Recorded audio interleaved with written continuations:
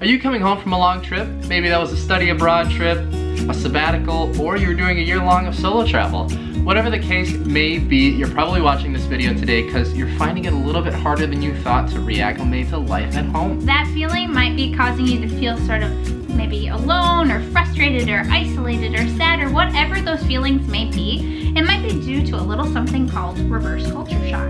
Now, this is something that Ben and I have both experienced after an extended period of time of being away from our home due to travel. So we today are going to provide you some tips on how to cope with that feeling of reverse culture shock.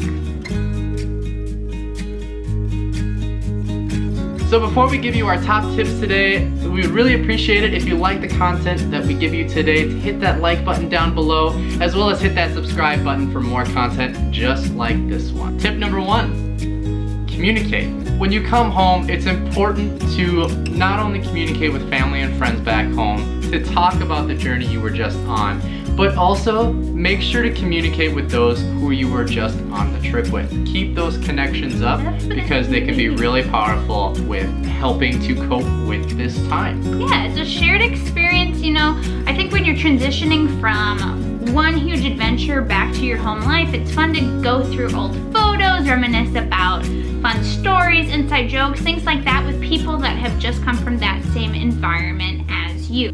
One of the biggest struggles for people coming back home from a trip, even a short one, but especially a long trip like this, can be trying to tell all your stories to your friends and family back home.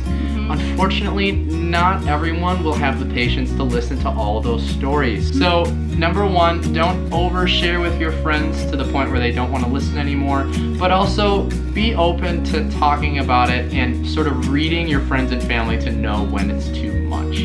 Number 2, be patient. Getting reacclimated into your old home environment can take some time. And just acknowledge that maybe you need to take that time to sort of mourn the place that you have just left. You could be having reversed homesickness almost for the people and the place that you are coming from. And that's totally okay. You know, just be kind with yourself and, you know, over time it will slowly get better. I think one of the biggest things that can help you sort of get reacclimated faster is just to get back to that normal routine that you have back home. Even if you don't have a job or something to keep you occupied right away, just set up that normal routine and that will help you just sort of speed up the process of that feeling of reverse homesickness or missing that adventure. You just sort of get caught up in the normalcy of life. Number 3, stay adventurous. So just because you're back home doesn't mean you have to stop traveling. So take this time of extra feeling of adventure to explore your old town. You know, now that you're back home, there's probably aspects of your city that you've never seen before. So one example, just about trying to stay adventurous, is when I came back home from China, I was determined to try and find the most authentic dumplings from that region of Chongqing that I had experienced that I just fell in love with. So with me and some of my friends, we went around Minneapolis, and we've also done it since we've been here in Boston, to just try and find the best dumplings possible. It's a really great way to not only reminisce about one of your favorite places in the world that you lived, but also to share that experience and to really make those stories kind of come alive with your friends and family in your hometown. And now I'm a dumpling fan. Yes, you are. Number 4, appreciate your home. So it's okay to love both your home and the place you just came from, but don't fall into the trap of just thinking that everything in the place that you came from is way cooler than back home. Yeah, don't be the Hermione in the situation where she's like, it's Leviosa, not Leviosa. Yeah, don't do that. Don't be that person. No one likes that person. Honestly, no wonder she's got any friends.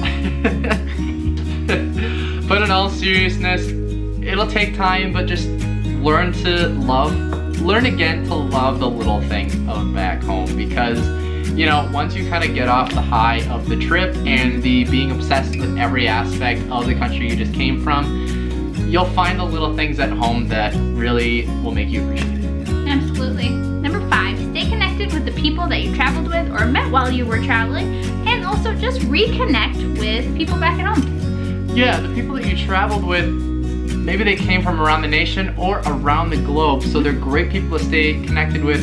again, related to number one, where there are people to relate to, but also potential travel opportunities. So whether you visit them at the place where they live or you meet them somewhere, they're just great travel buddies for the future.